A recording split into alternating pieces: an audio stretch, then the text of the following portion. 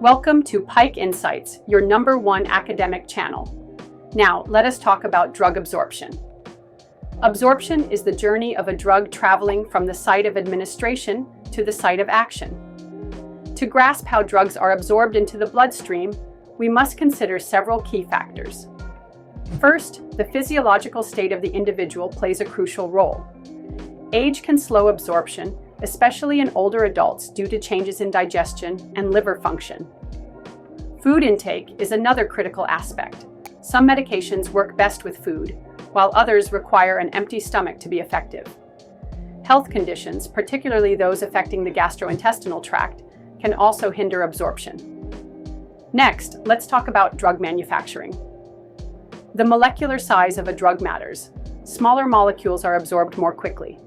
The formulation itself, including coatings on tablets, can enhance absorption.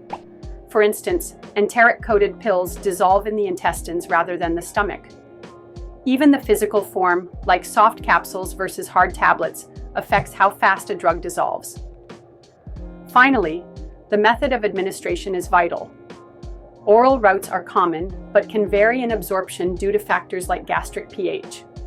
Sublingual administration allows for rapid absorption directly into circulation, bypassing the liver.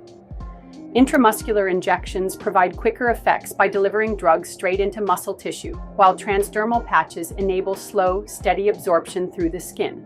Understanding these factors is essential for optimizing drug therapy and achieving effective treatment outcomes. Please don't forget to support this channel by liking, subscribing, and sharing. Thank you.